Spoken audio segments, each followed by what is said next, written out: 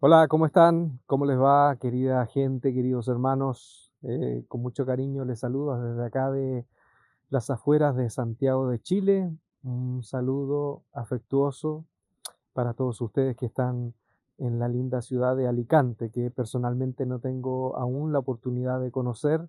He ido a España un par de veces, pero no he podido ir a Alicante.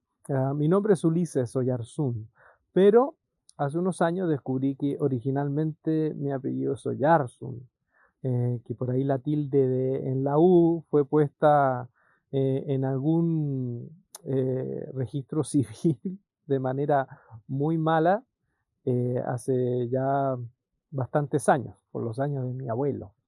Am, Soy chileno de nacimiento, estoy casado con una mujer maravillosa de Uruguay, pero tengo en mi historia de ancestros un bisabuelo, según la historia que me llegó, me llegó a mí y a mi padre, un bisabuelo que se enamoró por allá en Irún, en el País Vasco, un Oyarzún, Juan Oyarzún o Avelino Oyarzún, no me acuerdo bien el nombre, pero se enamoró de una chica gitana y se escaparon los dos y se fueron al sur de Chile y ahí comienza la historia de la familia de mi padre. Así que eso, cuando tuve la oportunidad de ir a España, estuve con un muy buen amigo que ustedes también lo conocen, lo quieren, también lo quiero, Joseph Bordera, ahí en Madrid. Pude probar los callos a la madrileña que estuvieron maravillosos, volvería a España por esos callos. También estuve compartiendo con la iglesia bautista, la primera iglesia bautista de Bilbao, en donde también fui recibido con una carne exquisita y con ese jamón ibérico que, ese pan y ese jamón, de verdad, eh, merece, de verdad, merece el volver. Bueno, ¿qué les cuento? Si Dios permite, van a poder conocer a mi esposa, a mis hijos. No están acá ahora conmigo, ¿no? Por el tema del ruido y todo, porque tengo una hija que tiene 6 años y es la terremoto que le decimos acá. Y bueno, nuestro consuelo, nuestra pequeñita, acá en Chile le decimos el conchito de la familia. Y ella es maravillosa, se ríe por todo, ella aún está en la edad que se ríe conmigo. Hay otro de 18 y otro de 25 que ya no se ríen conmigo, se ríen de mí. Así que entenderán los que son padres de chicos de diferentes edades lo que estoy diciendo. Estoy muy contento que la tecnología nos permite tener este lazo, tener este encuentro y quiero compartirles la palabra, el mensaje en esta mañana, en esta mañana del 2026. Em, y quiero comenzar diciendo que cuando tuve la oportunidad de estudiar teología, a veces nos pasa a los que estudiamos teología de que creemos que sabemos. Cuando uno va al tema de estudiar, sobre todo teología, ¿no? Uno puede tener la tentación de no diferenciar quién es el sujeto y el objeto, porque en todo estudio hay un sujeto y hay un objeto. Cuando uno habla de biología, está el biólogo, que es el sujeto, y está la bios, la vida, que es el objeto de estudio. Cuando uno habla de, no sé, psicología, está el psicólogo, ¿no? Que es el sujeto, y está la psique, que es el alma o la mente o el comportamiento, que sería el objeto de estudio. Pero cuando uno habla de teología, uno no puede decir que el sujeto es el teólogo y el objeto es Dios, ¿no? Por ahí vemos algunos que estudiamos un poquito de teología, unos 3 4 libros y creemos que somos expertos en Dios. Y no, no es así. Y hay ramas del estudio teológico, sobre todo en la sistemática, que de pronto podemos tener esa tentación de separar a Dios o la revelación bíblica en compartimentos, hablar de Dios, de los atributos transmisibles, intransmisibles, ah, y pensar que podemos encerrar a Dios y decir, aquí está. Y no solo eso, sino en la arrogancia de creer que todo aquel que no cree en los encuadres que yo tengo, eso no es Dios.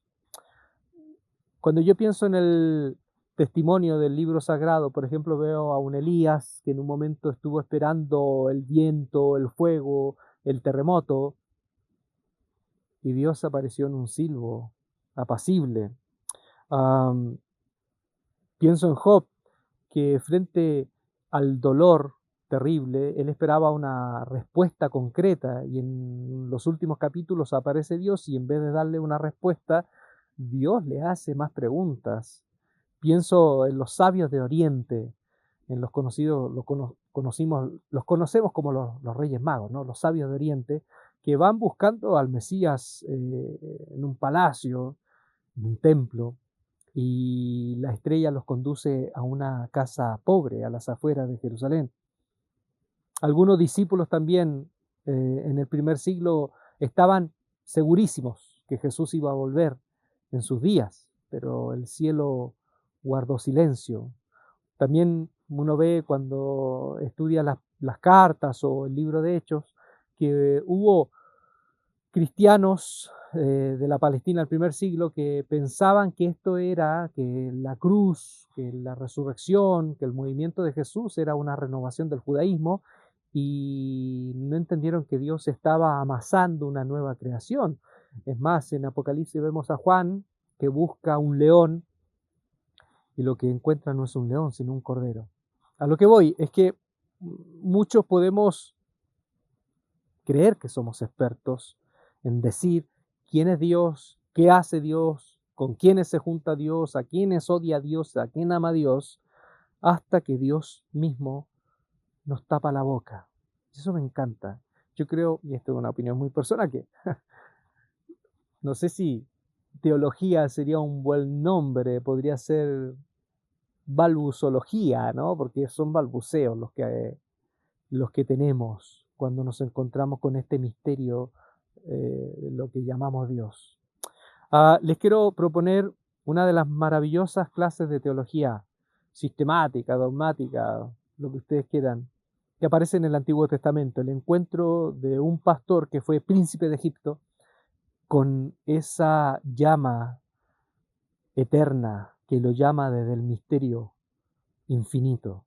Esto está en Éxodo capítulo 3, ustedes ya conocen el texto, pero lo vamos a leer a partir del versículo 7. Dice, dijo luego Jehová, estoy leyendo la versión Reina Valera 60, bien he visto la aflicción de mi pueblo, que está en Egipto, y he oído su clamor a causa de sus exactores, pues he conocido sus angustias y he descendido para librarlos de mano de los egipcios y sacarlos de aquella tierra a una tierra buena y ancha, a tierra que fluye leche y miel. Hago un pequeño apartado porque según varios expertos, cuando habla de esa tierra de leche y miel, obviamente habla de la leche que tiene que ver con el mundo agrícola, de los animales, ¿no? De la provisión del mundo agrícola y, y también de la miel, y aquí la miel no tanto como la miel que conocemos de abeja, sino como el néctar de la fruta, de la abundancia en cuanto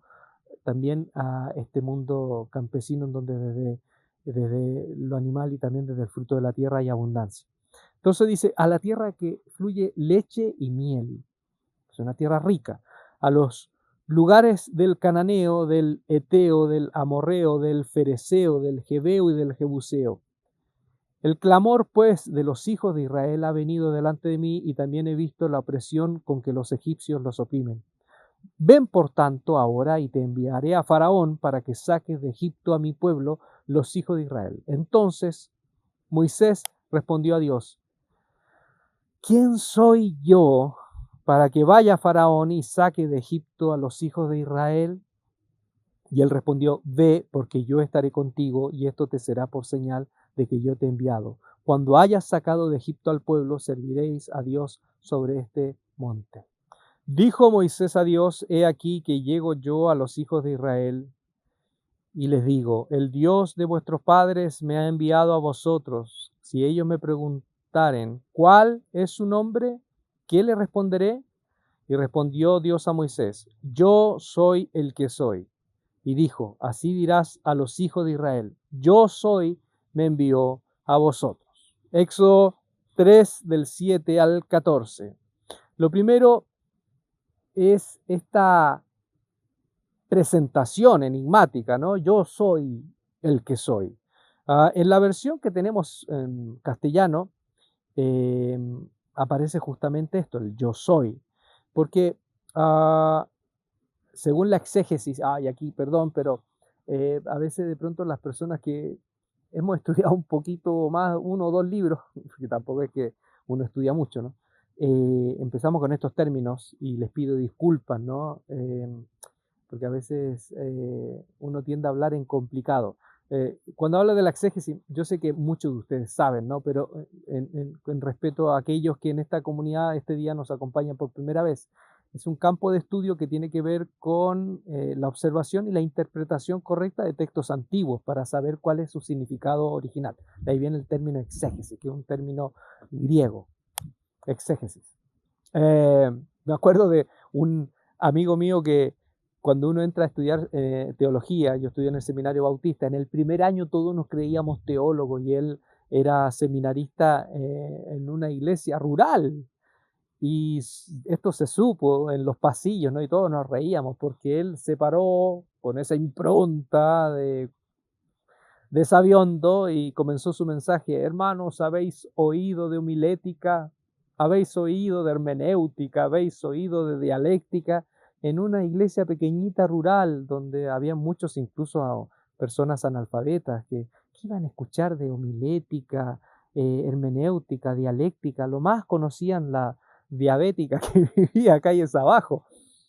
Entonces eso, en el campo de la exégesis, el yo soy está vinculado con la versión griega del Antiguo Testamento, que es conocida como la Septuaginta, que se produjo 2 siglos antes de Cristo. Pero cuando uno lo lee en hebreo, el texto, la palabra hebrea ejie, asher, ejie, no tiene que ver tanto con yo soy en presente, sino más en futuro.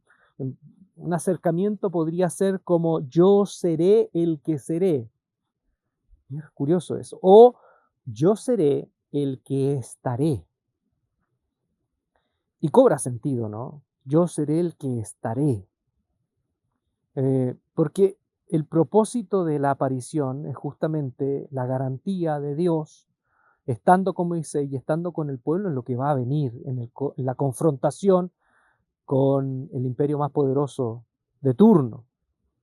Yo seré el que estará contigo. Ejie, ayer, ejie. Yo seré el que estará contigo. Entonces, la pregunta de Moisés: ¿en nombre de quién voy a ir? En nombre de yo soy el que estaré con ustedes. Esa certeza de Dios con nosotros, ¿no? Y eso me gusta primera propuesta.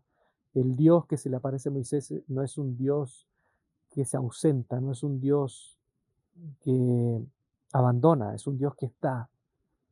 Hoy más que nunca, después de la pandemia, se han desatado otras pandemias, ¿no? Y más que nunca muchos luchan o luchamos con la tristeza, la depresión, trastornos de ansiedad. Se ha disparado la necesidad de profesionales que puedan abordar la salud mental, no solo en personas, sino que en espacios incluso de empresas. Y se ha corroborado, y esto no es un misterio, de que cuando alguien enfrenta la depresión o enfrenta la ansiedad, la angustia, y es una persona con fe, tiene muchas más posibilidades de poder gestionar esta tristeza o este túnel oscuro y salir adelante. Lo digo esto porque cuando uno mm, mm, se siente en la deriva, eh, pero aún así cree en esta presencia de amor incondicional, eso es ya tener más de la mitad de la pelea ganada. Por eso cobra mucho sentido hoy, en medio de tanta inseguridad, de tantos aires de incertidumbre, incluso aires que son bastante inciertos a nivel de la política internacional, escuchar esa voz que nos llama y que nos da confianza desde el misterio absoluto: yo seré el que estaré contigo. No por menos en el Evangelio, ¿no? En Mateo, eh, esa misma voz ahora encarnada le dice a sus discípulos, yo estaré con ustedes todos los días hasta el final de los tiempos. Lo segundo que veo acá es el fuego, el misterio del fuego, porque si uno se da cuenta aquí, es un fuego que no consume la zarza, es un fuego único, inusual. No se alimenta de la madera, no se alimenta de la zarza, de estas ramas secas. No consume esta zarza para hacer, como todo fuego que necesita consumir para hacer. Una vez le preguntaron a un teólogo, ¿de dónde viene Dios? Y él respondió, Dios viene de Dios. No necesita de nadie para hacer. Dios viene de Dios. Es el que llama.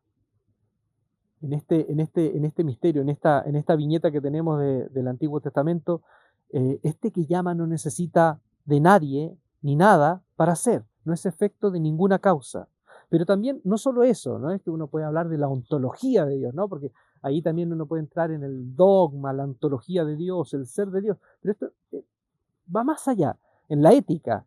Eh, Dios no es la llama que consume el arbusto, sobre todo cuando es un arbusto que casi está sin vida, porque el arbusto representa al pueblo de Israel, ese arbusto que está seco, que está casi quebrado. Esa llama no lo destruye, no está ahí para destruir, no está ahí para aplastar. Esa zarza seca es el pueblo que está viviendo una injusticia, que está viviendo el atropello continuo del imperio de turno. Y ese fuego que rodea a ese pueblo que está seco, sin esperanza, no está ahí para destruir. Por eso que esa voz, yo he visto su aflicción, he escuchado su gemir y he descendido para librarlos. Fíjense bien, porque hay un pasaje del Nuevo Testamento que es muy parecido, cuando los discípulos están en la barca, según el relato de Marco, de Mateo y Juan, que relatan ahí los discípulos en la barca en la noche, el maestro los envía a la otra orilla, ya es de madrugada, están a una distancia de 25 estadios, 5 o 6 kilómetros, y en ese momento, con la oscuridad, el maestro está en el monte, es imposible que alguien vea y escuche lo que está sucediendo a 5 o 6 kilómetros. Pero ¿qué dice Marco? Marcos capítulo 6, que el maestro, viéndoles remar con gran fatiga, descendió a ellos. Ese mismo Dios del Antiguo Testamento que ve a un pueblo que ya siente que ya nadie lo puede ver. Esos mismos discípulos que sienten que su dolor, su aflicción, su desesperación no es escuchada por nadie, hay una presencia de amor incondicional que ve, que está ahí. Y esa llama está y no consume. Con mi hija, que le gusta ir al cine, fuimos a ver Avatar. Perdón la comparación, pero hay una parte en Avatar cuando dice te veo, te veo. Si hay alguno acá que ha ido a ver esa película, me entiende lo que digo, te veo. Y ese te veo no es te veo con mis ojos, sino te veo más allá. Sé quién eres, sé lo que estás pasando, te veo. Y eso me encanta de Dios, porque nos ve, porque si hay algo que nos hace sufrir el doble, no es solo cuando sufrimos, sino cuando sentimos que nadie nos ve. Una de las deformaciones que provoca la caída en el relato del Génesis es el miedo a Dios, ¿no? Aquí hay un autor, Francis Schaeffer, fallecido, pero habla de 4 quiebres, pero uno de ellos dice, cuando se produce la caída, no solo hay una deformación de verse a uno mismo ya diferente, porque me tapo, porque tengo vergüenza, porque lo que miro de mí no me gusta, me miro desde la vergüenza, sino que me escondo de esa voz amistosa, la voz de Dios, me escondo.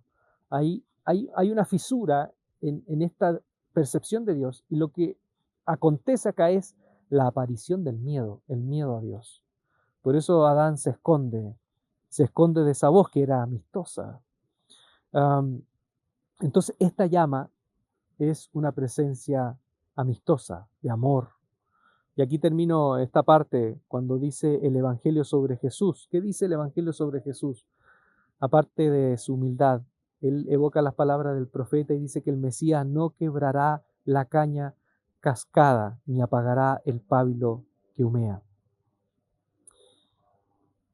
La presencia de Dios no viene a aplastar, no es una presencia amenazante, es una presencia de amor incondicional. Y ese fuego es un fuego que no está para consumir, no está para apagar el pábilo que humea. Y por último hay un aspecto de esta, para mí, clase magistral de teología en el Antiguo Testamento, el acto de quitarse las sandalias. En el mundo oriental, y aún se sigue practicando, cuando uno entra a un santuario se quita los zapatos, se quita el calzado.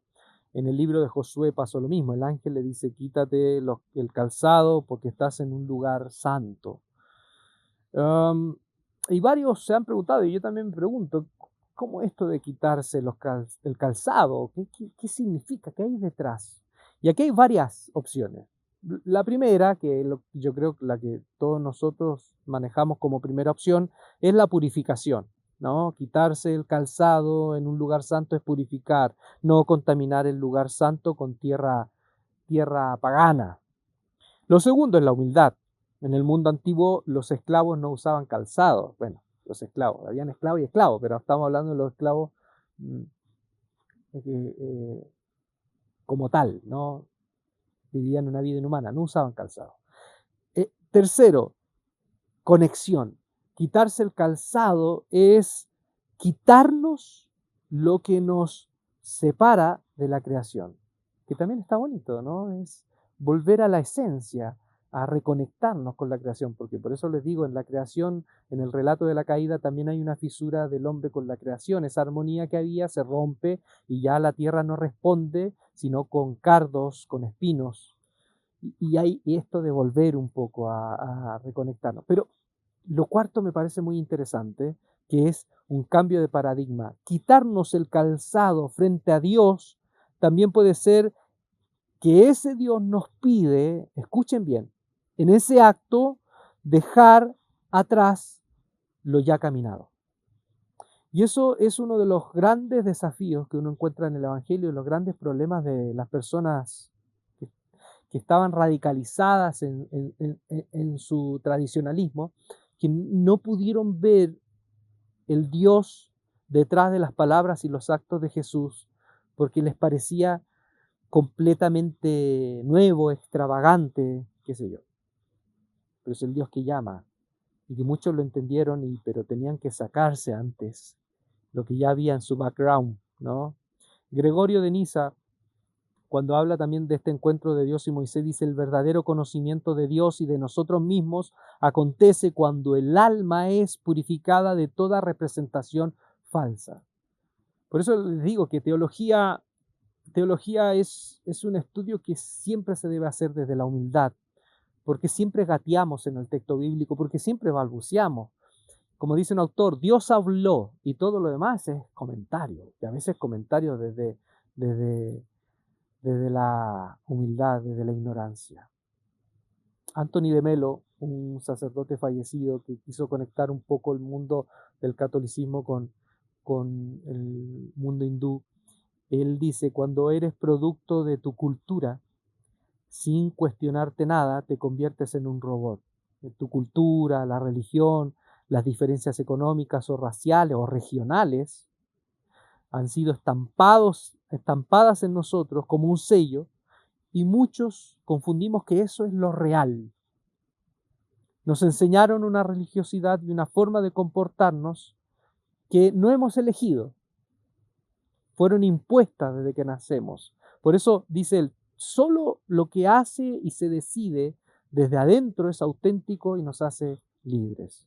Entonces, este Dios que nos llama a quitarnos el calzado, claro, su presencia primero no es amenazante, su presencia es la compañía de un amor incondicional. Yo soy el que estaré con ustedes, el que es, el que era, el que ha de venir, el que está y el que estará. No es un fuego que destruye, no es un fuego que consume, es una presencia de amor que nos rodea, pero también ese Padre que nos cuida como hijo, en ese encuentro debemos quitarnos las sandalias, ya sea para entender lo sagrado, porque también hay que entender lo sagrado, ¿no? A veces somos tan ligeros para acercarnos a Dios, y Dios es el misterio infinito. Sí, también por humildad, ¿no? Quitarnos los calzados como un siervo, en ese acto humilde, pero también dejar a un lado algunas cosas que creemos que son Dios y no es Dios. Dejar a un lado y abrazar a ese Dios vivo que nos sacude de todo aquello que Él no es. Hermanos queridos, yo estoy muy contento de que se pueda gestar este encuentro en esta instancia, eh, porque yo sé por lo que están pasando y mi deseo primero como familia es que como iglesia puedan seguir caminando y si Dios permite que caminemos juntos, que lo podamos hacer siempre al amparo de esta presencia de amor incondicional. Em, Quiero terminar con esta historia, que es una historia que leí hace poco en Manchuria, en China, en 1931, cuando el ejército japonés invade y comienza la mortandad, y hay un hogar de niñas que es cuidada por una mujer europea, y esa mujer crió a esas niñas como sus hijas, y ellas le dicen por cariño mamá. Y cuando comienza el horror de los asesinatos, la invasión, estas niñas desesperadas eh, le preguntan qué van a hacer y ella les dice, vamos a salir del hogar, del hogar de niñas y nos vamos a internar y si no me equivoco querían llegar a Corea.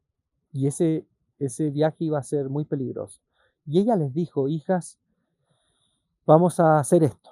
Y así como Dios estuvo con Moisés, Dios estará conmigo, Dios estará con nosotros. Y una de las chicas le dice, mamá, con mucho respeto, usted no es Moisés. Y la señora con mucho amor le dijo, hija, tienes razón, yo no soy Moisés, pero Dios sigue siendo Dios. Y ese es mi anhelo, que ustedes como comunidad en Alicante, el camino que transiten y la persona que les acompañe, decirles de antemano, sea quien sea, esa persona no es David, no es Elías, no es Moisés, pero lo más importante de todo, Dios sigue siendo Dios.